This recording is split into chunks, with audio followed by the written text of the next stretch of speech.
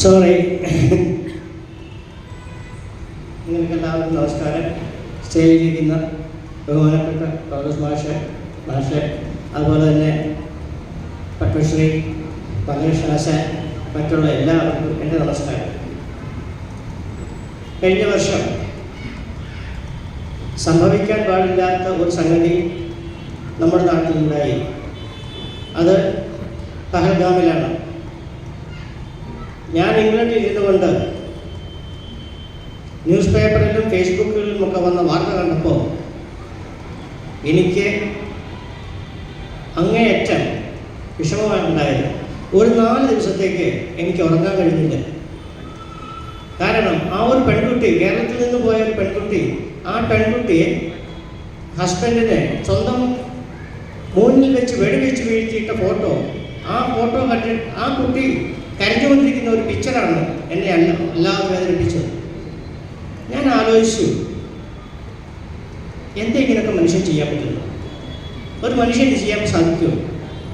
നമ്മളൊക്കെ വിവേകമുള്ള മനുഷ്യരാണ്, നമ്മളൊക്കെ വലിയൊരു മനുഷ്യരാണ് എന്ന് നമ്മൾ വിചാരിക്കുന്നു. പക്ഷേ നമ്മളൊന്നുമല്ല. ഇതെന്തുകൊണ്ടാണ് ഇങ്ങനെ ചെയ്യുന്നത്? ഇതിനെ എങ്ങനെ സ്റ്റോപ്പ് ചെയ്യാൻ പറ്റും? ഇത് മനുഷ്യന് വിവരമില്ലാത്തതുകൊണ്ട് ചെയ്യുന്നതാണ്. ഇതിനെന്താണ് നമുക്ക് ചെയ്യാൻ പറ്റും? ഞാൻ അതിനെക്കുറിച്ച് ആലോചിക്കാൻ പറ്റും. ഞാൻ ആലോചിച്ചു, ഇതിനെ ബേസ് ചെയ്തുകൊണ്ട് ഒരു കഥകളി സ്റ്റോറി എഴുതാം. എൻ്റെ ആദ്യത്തെ ആലോചന അതായിരുന്നു. ഞാൻ അപ്പോൾ ആദ്യം ഒരു പെൺകുട്ടിയുടെ സ്വപ്നം, കല്യാണം വരാൻ പോകുന്നു, ആ കല്യാണം ഇനി എന്താണെന്ന് അറിയില്ല, ആ സ്വപ്നങ്ങളെക്കുറിച്ചുള്ള ഒരു ചിന്ത, അത് ഞാൻ എഴുതി വെച്ചു. അതിനുശേഷം 2ാം രംഗത്തേക്ക് കടന്നു. കല്യാണം കഴിഞ്ഞു, കാശ്മീരിലെത്തി, കാശ്മീർ കാണുന്നു, അതും ഞാൻ എഴുതി വെച്ചു. അതിനുശേഷം ഹസ്ബൻഡിനെ കാണുന്നില്ല, അദ്ദേഹം എവിടെ, അതും എഴുതി വെച്ചു. ഞാൻ കവിത എഴുതുന്ന ആളല്ല, അപ്പോൾ ഇത് കവിതയിലേക്ക് ആക്കണം എന്നുള്ളതാണ് എൻ്റെ മനസ്സിലായത്. പക്ഷേ ഞാനൊന്ന് ആലോചിച്ചു, ഞാൻ ഇത് കവിതയിലേക്ക് ആക്കിയാൽ ഇത് ജനങ്ങളിലേക്ക് എത്താൻ ഒരുപാട് സമയമെടുക്കും. പിന്നെ എന്താണ് മാർഗം? അപ്പോൾ ഞാൻ ആലോചിച്ചു, ജനങ്ങൾക്ക് അറിയാവുന്ന കവിതകളോ സംഗീതങ്ങളോ എന്തെങ്കിലും ഉണ്ടോ? അങ്ങനെ ആലോചിച്ചപ്പോഴാണ് ഒരു പെൺകുട്ടിയുടെ സ്വപ്നം, കല്യാണം വരാൻ പോകുന്നു, 7 സുന്ദരരാത്രികൾ, ഏകാന്ത സുന്ദരരാത്രികൾ, വികാര തരളിത രാത്രികൾ എന്ന് തുടങ്ങുന്ന ആ പാട്ട് പെർഫെക്റ്റ്ലി ഹിറ്റ്. അത് കഴിഞ്ഞു കഥകളി സാധാരണഗതിയിൽ പിന്നീട് വരുന്നത് ഒരു സൗന്ദര്യ അല്ലെങ്കിൽ ഒരു പ്രകൃതി വർണ്ണനയാണ്.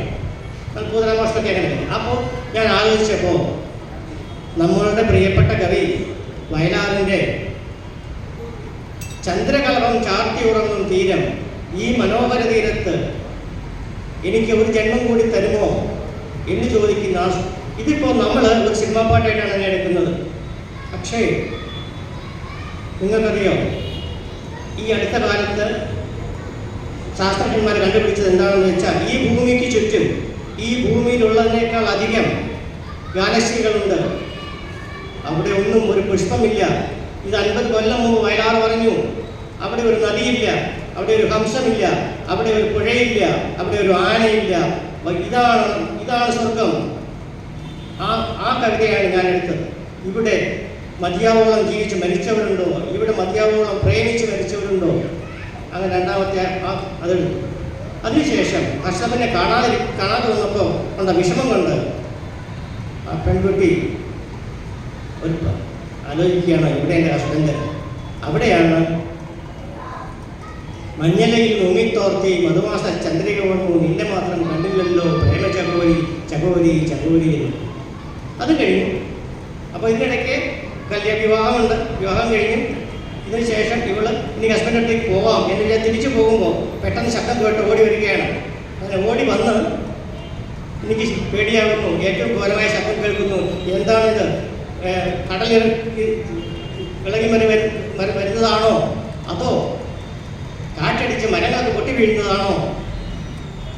അതാ സ്ത്രീകളൊക്കെ കരഞ്ഞുകൊണ്ട് ഓടുന്നു, കുട്ടികളൊക്കെ കരയുന്നു. എന്താണ് എനിക്ക് പേടിയാകുന്നത്? പിന്നീട് അവൾ കാണുകയാണ്, ഒരു ബോഡി രക്തത്തിൽ മുങ്ങിക്കിടക്കുന്നു.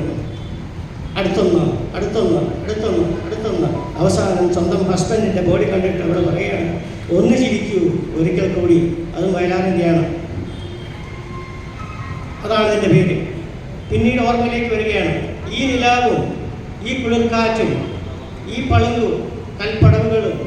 പിന്നീട് വീണ്ടും ഓർമ്മയിലേക്ക് വരികയാണ് ഈറനായ നദിയുടെ മാറി ഈ വിടർന്ന നീർക്കുളകൾ പോലെ ആയില്ല എൻ്റെ ലൈഫ്. വീണ്ടും പിന്നാക്ക ആലോചിക്കുമ്പോൾ സ്ത്രീകളെ കാണുകയാണ്.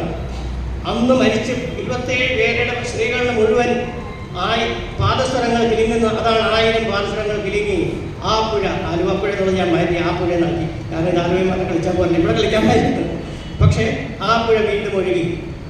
പിന്നീട് അവൾ കരഞ്ഞ് കെട്ടിപ്പിടിച്ചുകൊണ്ടിരുന്ന് അതോടുകൂടി അവസാനിക്കാം. Thank you very much. I hope you are enjoying. Easy to understand. Thank you very much.